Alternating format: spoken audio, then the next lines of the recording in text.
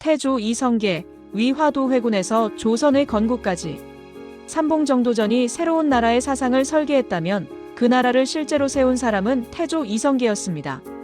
고려 말 나라가 썩어가고 있던 시기, 백성은 굶주리고 권문세족은 부귀를 누리며 왕권은 힘을 잃어버린 채 혼란을 방치하고 있었습니다. 그때 역사의 무대에 한 인물이 등장합니다. 새시대 조선의 막을 연 이성계. 1. 고려 최강의 무장.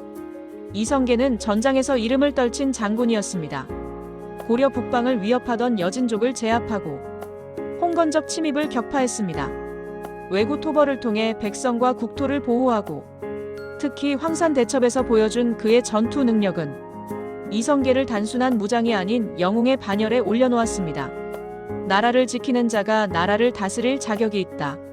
민심은 이미 그에게 향하고 있었습니다. 2. 역사를 되돌린 결단, 위화도 회군. 1388년 명나라는 고려의 땅을 요구하며 조정을 압박했고 고려의 우왕과 최영 장군은 무리한 요동정벌을 결정합니다. 이성계는 사불가론을 내세우며 이를 반대합니다. 첫째, 작은 나라로서 큰 나라에 거역할 수 없습니다. 둘째, 농사가 바쁜 여름철에 군사를 동원하는 것은 옳지 못합니다. 셋째, 장마철 출병은 주둔지가 진창이 되고 군마가 수렁에 빠지며 습한 날씨로 인해 군사 장비가 망가지고 전염병이 돌 수 있습니다. 넷째, 온 나라 군사를 동원해 멀리 정벌을 간다면 외적이 침입할 것입니다.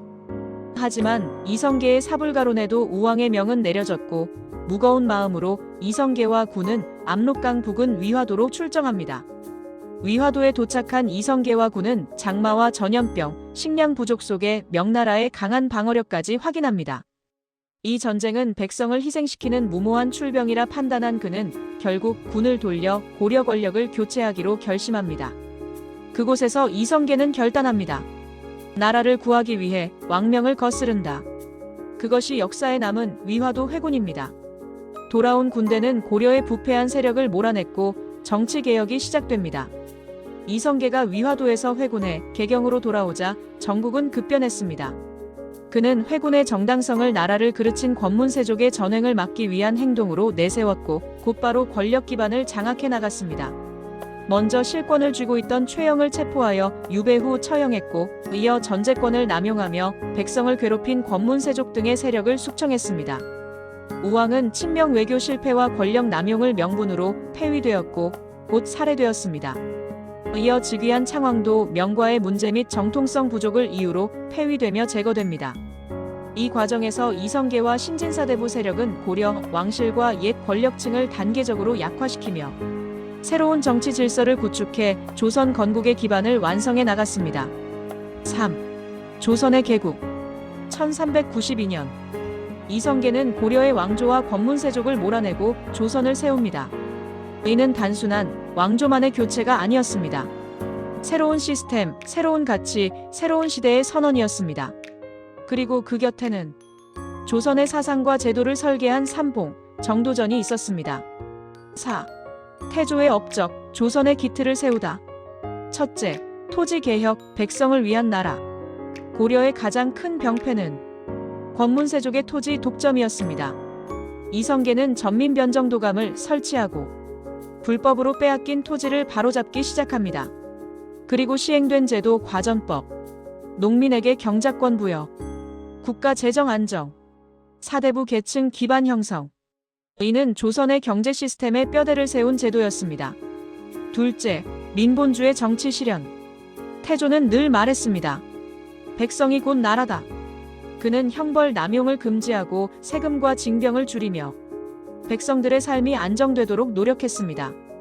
단순한 정복자가 아닌 진정한 민본 군주로 기억되는 대목입니다. 셋째, 국가 시스템의 재정비. 관제 정비, 중앙 집권 강화, 군제 재편으로 국방력 확립, 유교와 정치를 비롯한 중앙 집권 체제 확립, 특히 유교적 질서를 바탕으로 한 국가의 운영 체계는 향후 조선 500년의 통치 원리가 되었습니다. 넷째, 수도 이전, 한양 천도의 기반 마련. 이성계는 새로운 수도를 준비했습니다.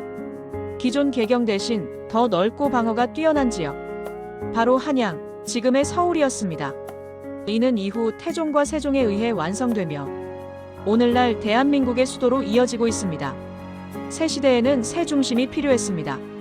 다섯째, 외교 전략 명과의 안정적 관계 구축. 명나라와 충돌하기보다는 현실적인 외교로 평화를 택했습니다. 강경 대신 외교, 국력 보존, 안정적 통치 기반의 마련, 불필요한 전쟁 대신 국가 재건에 힘을 쓴 것입니다. 여섯째, 태조의 한계와 그림자. 그 역시도 완벽하지는 않았습니다. 고려 왕조를 무너뜨린 역성혁명, 피비린내가 진동했던 권력의 정비 과정, 세자 문제를 둘러싼 갈등, 이른바 왕자의 난. 이 일로 정도전이 사망하며 정도전과 그의 이상 국가구상은 무너지고 태조는 정치적 충격 속에 물러나게 됩니다. 하지만 이성계는 단순히 왕조를 바꾼 인물이 아니었습니다. 그는 나라가 어둠 속에 있을 때 새로운 길을 제시한 개혁자였고 백성의 삶을 안정시키고 새로운 정치 질서를 만들며 500년 왕조의 기틀을 세운 창업군주였습니다. 그의 결정과 실행력 그리고 시대를 꿰뚫는 현실 감각은 지금도 역사 속에서 큰 울림을 줍니다. 그러나 권력의 역설처럼 그의 이상은 완성되기 전에 흔들리고 말았습니다. 이상과 현실, 혁명과 피, 건국과 비극이 동반했습니다. 다음 영상에서는 조선의 제3대 왕, 이방원, 그리고 왕자의 난과 권력 재편에 대해 알아보겠습니다. 시청해주셔서 감사합니다.